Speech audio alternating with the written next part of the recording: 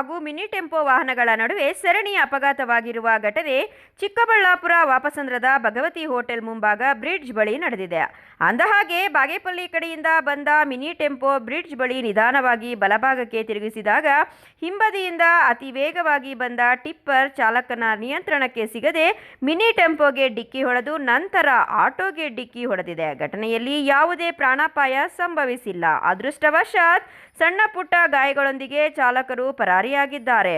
ಇನ್ನು auto tipper ಕೆಳಗಡೆ ಸಿಲುಕಿಕೊಂಡು JCB ಮೂಲಕ ಹೊರತೆಗೆಯಲು ಹರಸಾಹಸ ಪಟ್ಟರು.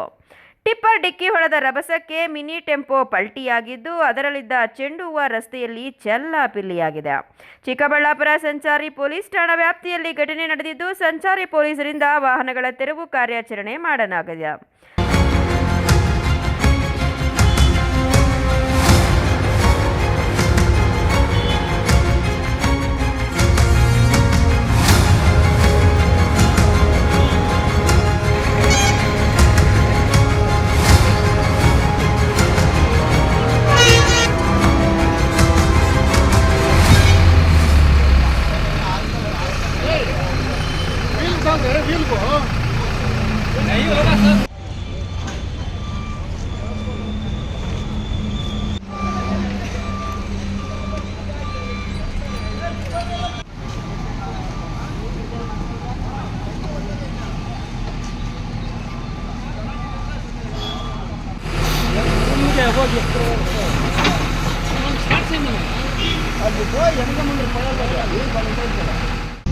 ನಾವು ಇಲ್ಲಿ ನಾಲ್ಕು ಆಟೋಗಳು ನಿಲ್ಲಿಸಿದ್ವಿ ಸರ್.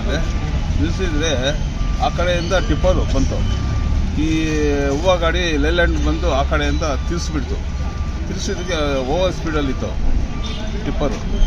ಇವನು ಲೈಲ್ಯಾಂಡವನು ನಿಲ್ಲಿಸಿದ್ರೆ ಸರೋಗೋದು ಸಿಹಿ ದೂರ್ಬಿಟ್ಟವು ಹೈವೇ ಒಳಗಡೆ. ಆಮೇಲೆ ನಾವು ಇಲ್ಲಿಂದ ಬರೋಷ್ಟೊತ್ತಿಗೆ ಗಾಡಿ ಒಂದಕ್ಕೊಂದು ಜಾಮ್ ಆಗಿದೆ. ಆಟೋಗಳಿಗೆ ಅಂದರೆ ಯಾರಿಗೂ ಏನಾಗಿಲ್ಲ. ಯಾರು ಅಮ್ಮ ಪಾಪ ಲೇಬರು ಟಿಪ್ಪರಲ್ಲಿ ಇದ್ಲು. ಟಿಪ್ಪರಿಂದ ಪಾಪ ಹಿಡಿದು ಅಮ್ಮನು ಆಸ್ಪತ್ರೆಗೆ ಕಳಿಸ್ತೀವಿ ಆಟೋದಲ್ಲಿ. ನಮ್ಮ ಆಟೋದಲ್ಲೇ ಕಳಿಸ್ತೀವಿ. ಇಲ್ಲ ನಾನು ಮನೆಗೆ ಹೋಗ್ತೀನಿ ಅಂತ ಹೊರಟೋದು.